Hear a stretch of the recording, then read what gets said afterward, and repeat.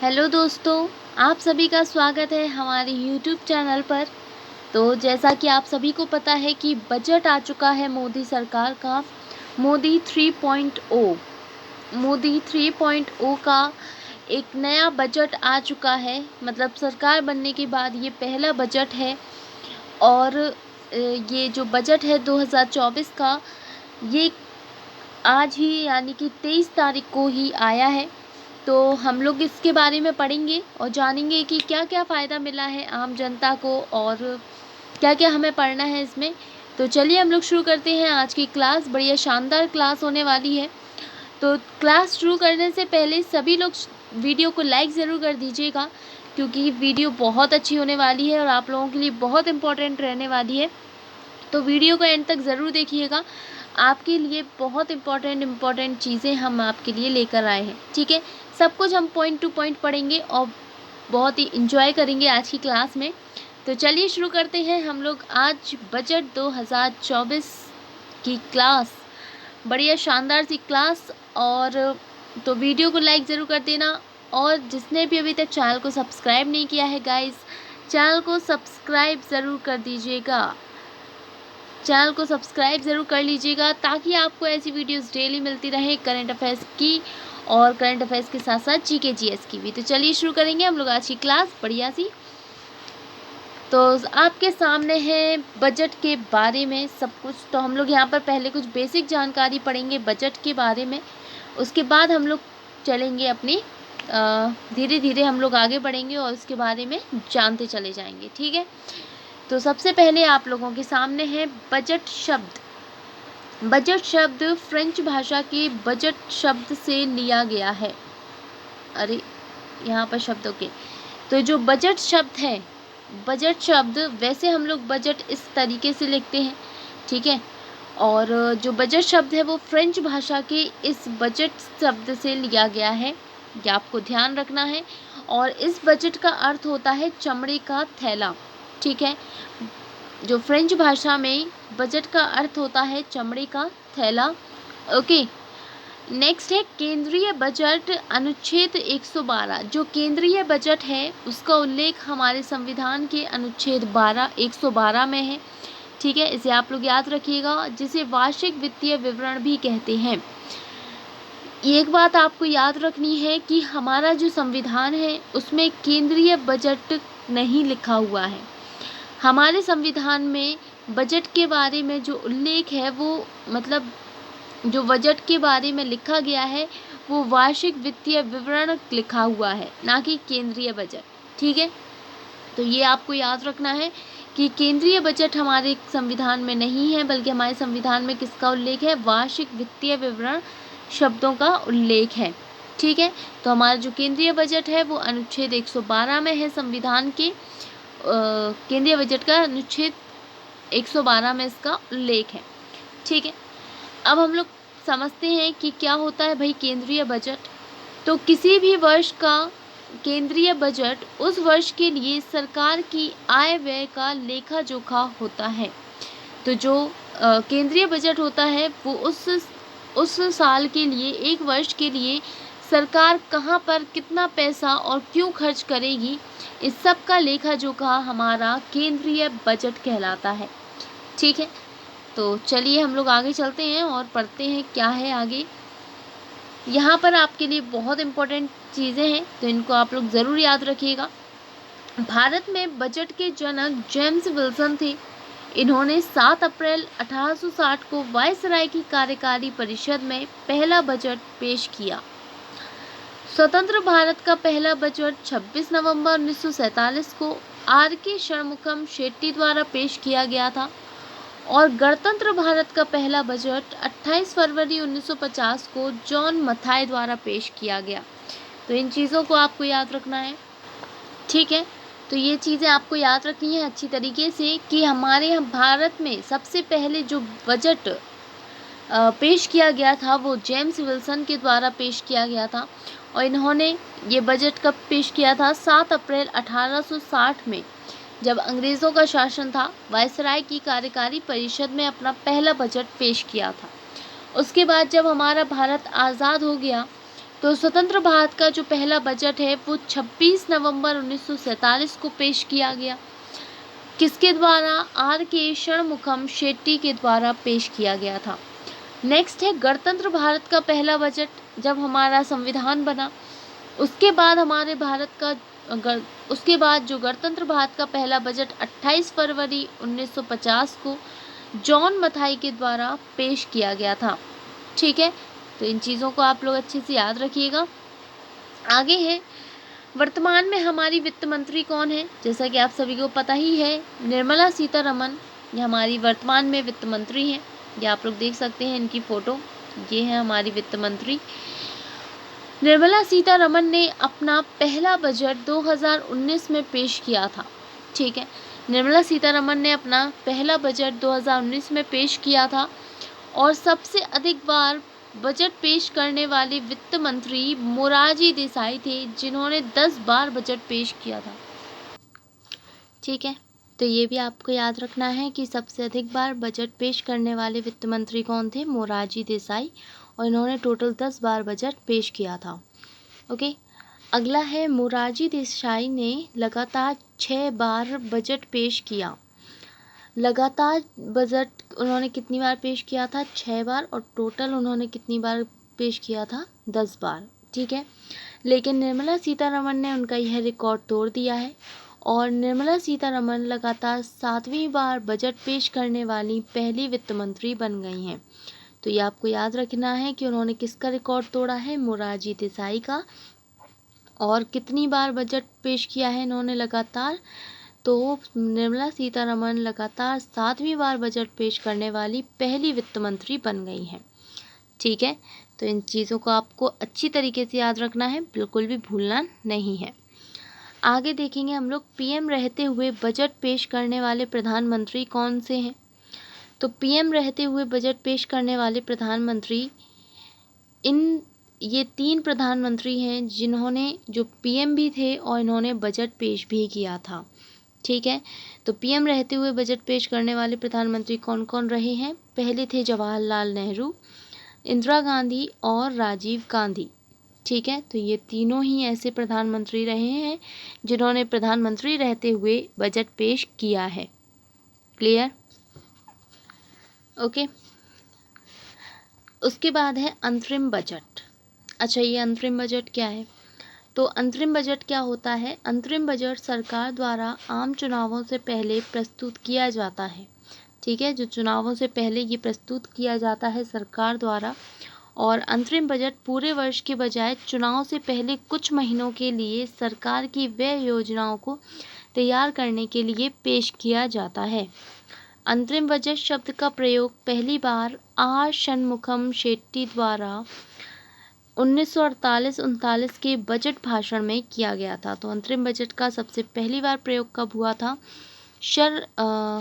1948-39 के बजट में किसने किया था? आर षणमुखम शेट्टी द्वारा। ठीक है, तो हम लोग यहाँ पर पढ़ते हैं कि अंतरिम बजट और पूर्ण बजट में क्या अंतर होता है। ओके, तो क्या फ़र्क होता है अंतरिम बजट और पूर्ण बजट में? यह है अंतरिम बजट और ये है पूर्ण बजट। एक अस्थायी व्यवस्था है जिसमें नई सरकार के कार्यभार संभालने तक सरकारी आय और व्यय को कवर होता है।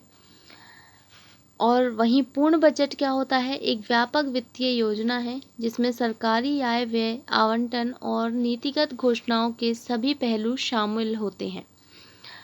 उसके बाद है अंतरिम बजट में चुनावी वर्ष में लगभग 2 से 4 महीने की अवधि के लिए होता है। ठीक है, और ओके, तो चुनावी वर्ष में लगभग 2 वर्ष के लिए 4 महीने की अवधि के लिए होता है, 2 से 4 महीने के लिए। और पूरी वित्तीय, ये जो पूर्ण बजट होता है पूरे वित्तीय वर्ष यानी 1 अप्रैल से 31 मार्च के लिए होता है। उसके बाद है सरकार किसी बड़ी नीतिगत घोषणा और टैक्स में बड़े बदलाव से बचती है, और यहाँ पर सरकार नई नीतियाँ और बड़ी बड़ी योजनाएं घोषित करती है। अगला है सरकार वोट ऑन अकाउंट में सिर्फ खर्च के लिए संसद से मंजूरी मांगती है, जो अंतरिम बजट है उसमें। और जो पूर्ण बजट होता है उसमें लोकसभा में विस्तृत चर्चा के बाद पारित होता है। ठीक है, उसके बाद है ये मोदी सरकार का पहला बजट है, इसको आपको याद रखना है। तो मोदी सरकार का पहला बजट 23 जुलाई 2024 को पेश किया गया और ये मोदी सरकार का पहला बजट सुबह 11 बजे पेश किया गया था। ठीक है, यह मोदी सरकार का 11वां पूर्णकालिक बजट है। इसको याद रखिएगा, कौन सा बजट है? 11वां पूर्णकालिक बजट है। क्लियर? आगे देखते हैं। तो अब हम पढ़ेंगे जुलाई में बजट पेश क्यों, यानी कि एक सेकेंड, ये क्या हो रहा है? तो हाँ ठीक है, अब पढ़ते हैं। तो जुलाई में बजट पेश क्यों, यानी कि जुलाई में बजट पेश क्यों किया गया? क्योंकि जो आम बजट होता है, जो आम बजट होता है वो 1 अप्रैल या मार्च या अप्रैल में, तो जो हाँ, तो हम बता रहे थे आपको कि जो आम बजट होता है वैसे वो अप्रैल के महीने में आता है, 1 अप्रैल से लेकर, सॉरी क्या लिख रहे हैं, तो जो होता है वो 1 अप्रैल से लेकर और 31 मार्च, अगले वर्ष की 31 मार्च तक चलता है। ठीक है, तो 1 वर्ष के लिए होता है जो आम बजट आता है। ये भी मतलब आम बजट ही है, पूर्णतया बजट है, तो ये पूर्ण बजट है और पूर्ण बजट ही कहलाता है ये भी, जो 1 साल के लिए आता है। और जो अंतरिम बजट होता है वो कुछ महीनों के लिए आता है, सिर्फ जब चुनाव होते हैं तब।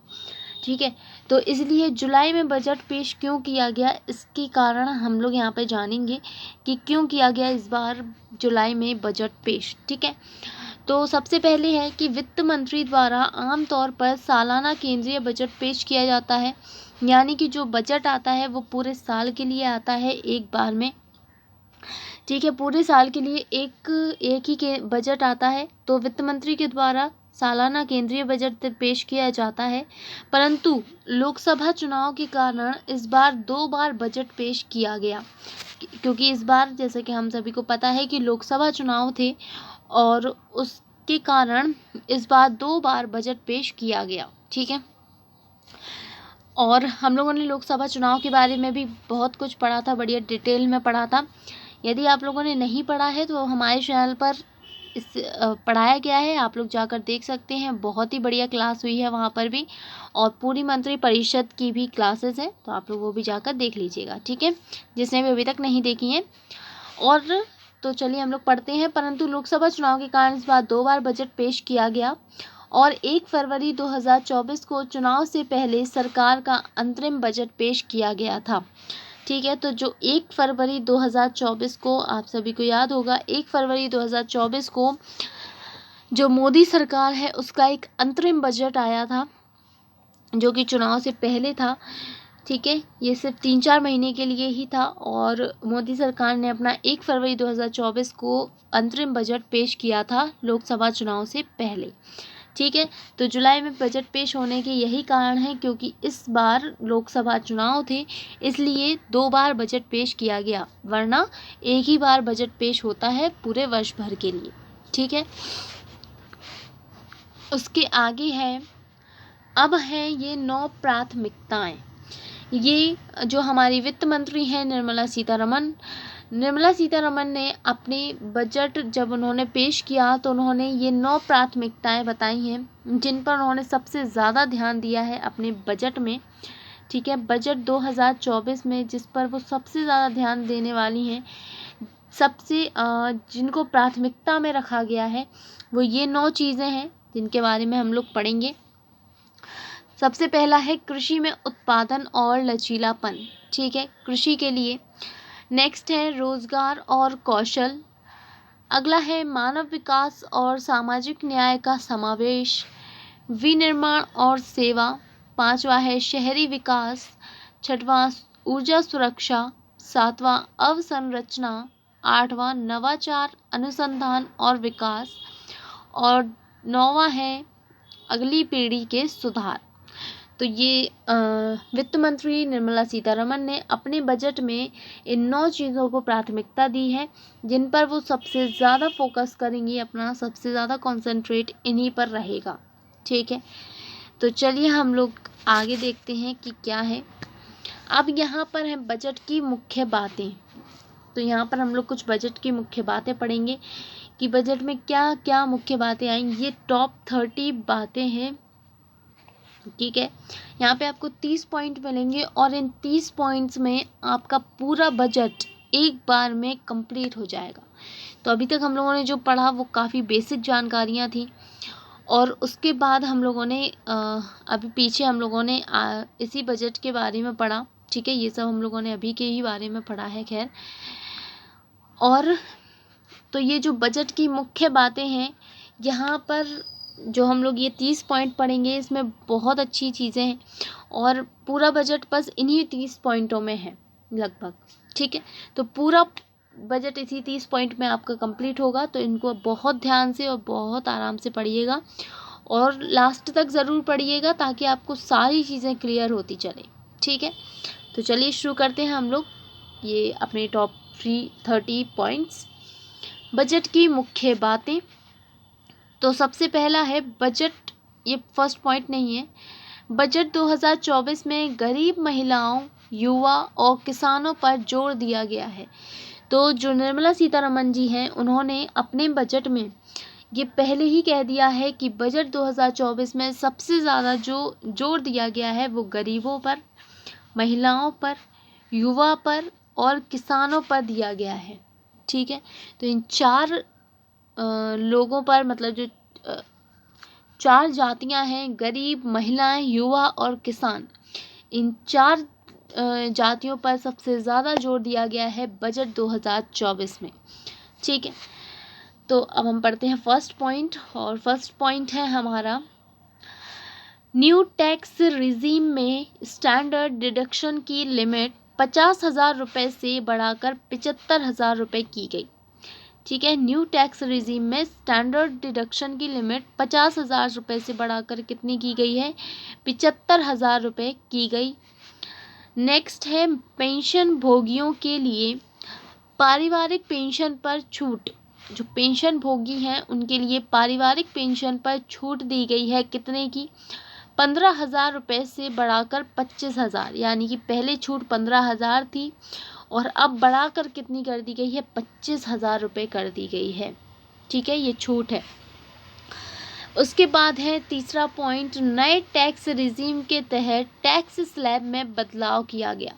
तो यहाँ पर ये बहुत इंपॉर्टेंट है, इसको याद रखिएगा कि नए टैक्स रिजीम में के तहत टैक्स स्लैब में बदलाव किया गया है कि कितने पैसे पर, कितने रुपयों पर हमें कितना टैक्स देना है। तो हम लोग आगे पढ़ेंगे कि कितना हमें टैक्स कितने पैसों पर देना है, ठीक है। तो यहाँ पर ये आप लोगों के लिए पूरी लिस्ट लगी हुई है, नई टैक्स रिजीम के तहत इनकम टैक्स स्लैब, ठीक है। ये पूरी आपके लिए लिस्ट है, इसको अच्छे से पढ़ लीजिएगा। नई टैक्स रिजीम के तहत इनकम टैक्स स्लैब, कमाई, यहाँ पर हमारी कमाई है, और यहाँ पर टैक्स की दर है कि कितनी कमाई पर कितना टैक्स लगने वाला है, ठीक है। तो चलिए पढ़ लेते हैं। 3 लाख रुपए तक, यानी कि अगर आपके पास 3 लाख रुपए हैं तो मतलब 3 लाख रुपए तक कितना टैक्स लगेगा, 0%, यानी कि 1 रुपये का भी आपका टैक्स नहीं लगेगा 3 लाख रुपए तक। उसके बाद है 3 से 6 लाख रुपए तक आपका 5% टैक्स लगेगा। 6 से 9 लाख रुपए पर 10% टैक्स लगेगा। 9 से 12 लाख रुपए पर 15% टैक्स आपको देना होगा। उसके बाद है 12 से 15 लाख पर 20% तक टैक्स देना होगा। और यहाँ पर है आपका, यहाँ पर 15 लाख है, ठीक है, ये याद रखना, यहाँ पर 15 लाख है, दिख नहीं रहा है। 15 लाख से अधिक पर आपको 30% टैक्स देना होगा। तो ये नई टैक्स रिजीम के तहत इनकम टैक्स स्लैब दिया गया है, जिसमें कई बदलाव किए गए हैं। तो इसको आप लोग को याद रखना है कि कितने पैसों पर, कितने रुपए पर कितना टैक्स लगने वाला है अब, ठीक है। तो 3 लाख तक हम लोगों ने पढ़ ही लिया।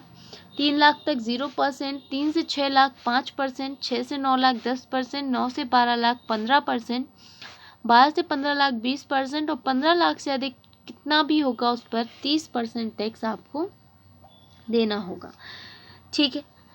अगला पॉइंट है, नए टैक्स रिजीम में वेतनभोगी कर्मचारी इनकम टैक्स में 17,500 तक बचत कर पाएंगे। जो नई टैक्स रिजीम आई है उसमें जो वेतनभोगी हैं, वेतनभोगी कर्मचारी हैं वो इनकम टैक्स में कितने रुपए की 75,500 रुपये तक की बचत कर सकेंगे। ठीक है। अगला है कैंसर की 3 दवाओं ट्रेस्टुजुमैब ट्रेस्टुजुमैब डेरेक्सटेकन, ओसिमर्टिनेव और डुर्वालुमाब को सीमा शुल्क में पूरी तरह छूट दी गई। ठीक है, तो ये कैंसर की 3 दवाएं हैं और इन 3 दवाओं पर 0% शुल्क लगेगा। मतलब जो टैक्स होता है वो कितना लगेगा, 0% टैक्स, यानी कि 1 रुपये का भी इन 3 दवाओं पर इन 3 दवाओं पर आपको 0% टैक्स देना है, यानी कि 1 रुपये का भी आपको टैक्स इस पर नहीं देना है। इसको पूरी तरह से सीमा शुल्क से मुक्त कर दिया गया है। ठीक है, आगे देखते हैं क्या क्या हमारे यहाँ सस्ता हुआ, क्या क्या महंगा हुआ, कितना हमें फ़ायदा हुआ है, आम जनता को क्या मिला क्या नहीं मिला, ये सब कुछ हम देखेंगे यहाँ पर।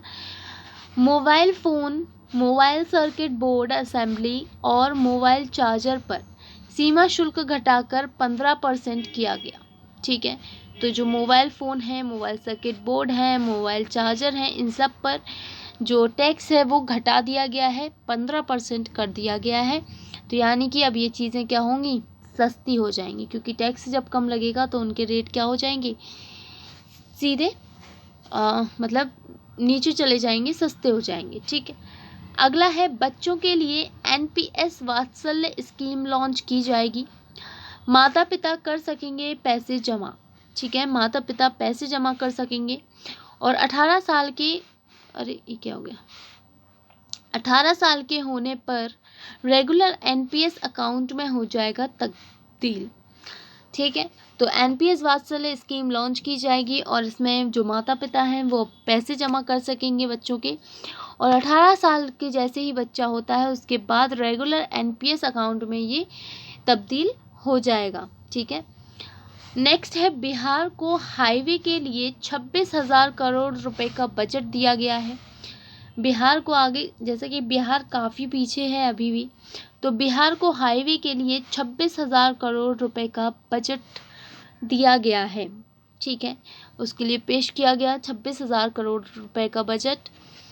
सोना और चांदी पर सीमा शुल्क कस्टम ड्यूटी घटाकर 6% और प्लैटिनम पर 6.4% किया गया।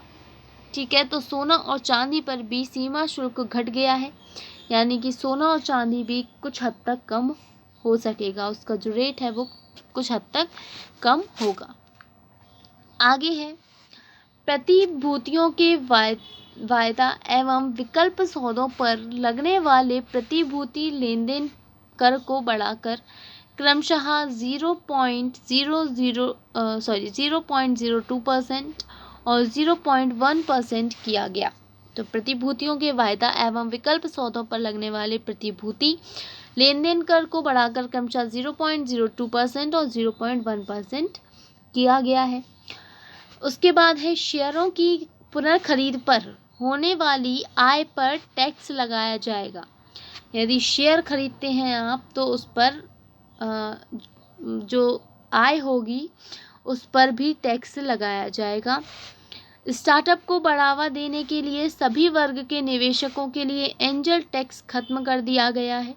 ठीक है, तो अब सरकार चाहती है कि स्टार्टअप को बढ़ावा दिया जाए, उसके लिए सभी वर्ग के निवेशकों के लिए एंजल टैक्स को खत्म कर दिया गया है। नेक्स्ट है विदेशी कंपनियों पर कॉरपोरेट कर की दर 40 से घटाकर 35% करने का प्रस्ताव भी रखा गया है। इसके आगे है अपील में लंबित आयकर विवादों के समाधान के लिए विवाद से विश्वास योजना 2024 लाई जाएगी। ठीक है, अपील में लंबित आयकर विवादों के समाधान के लिए ये योजना लाई जाएगी, विवाद से विश्वास।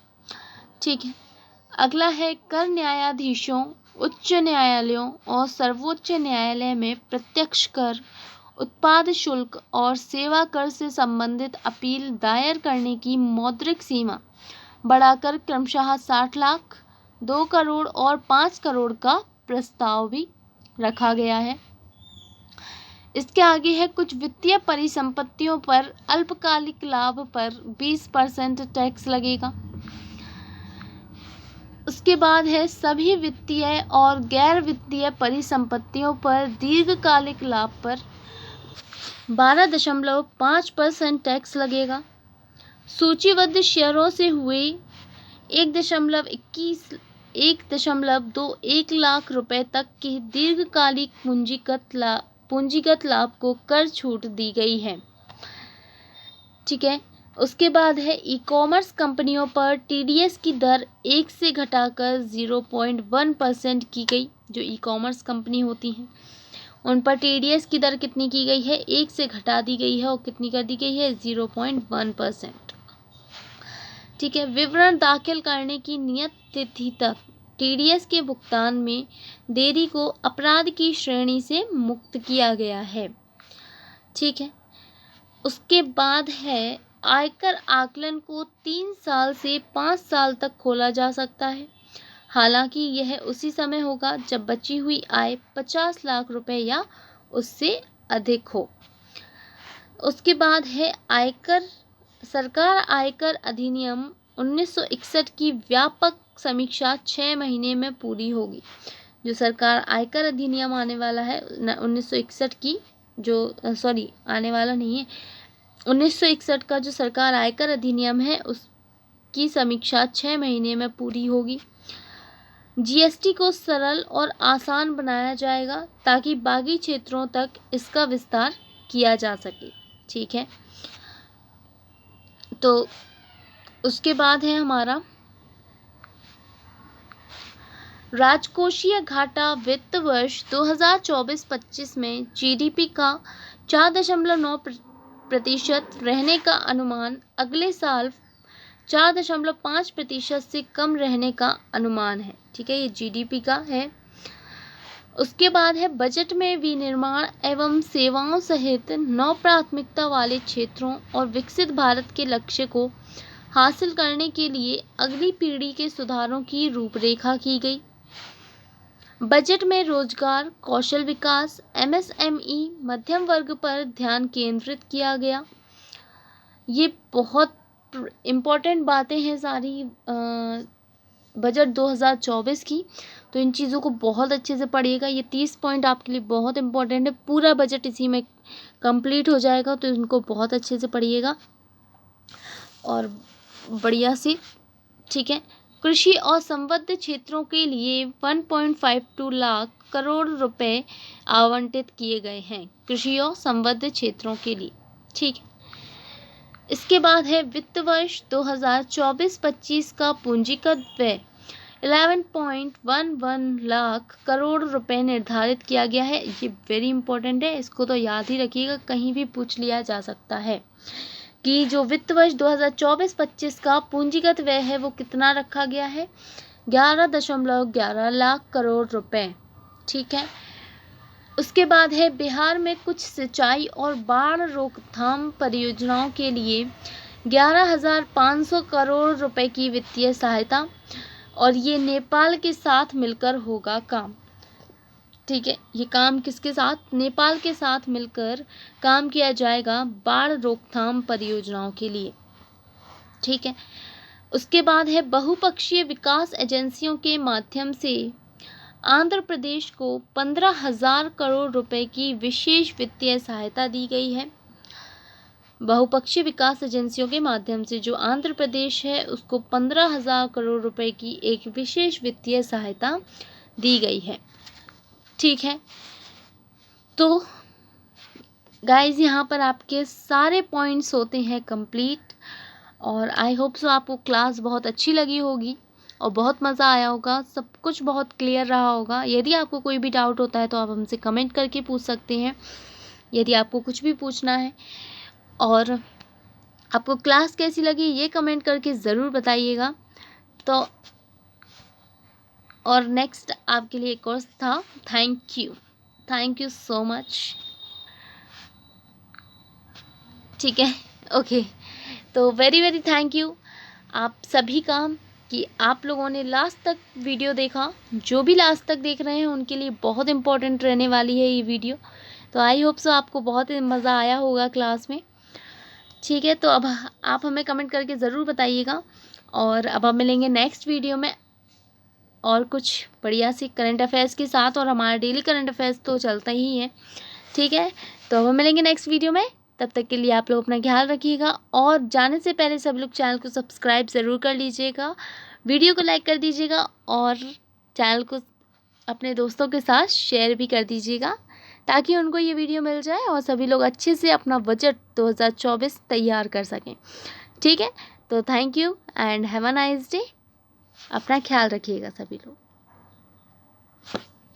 Thank you guys.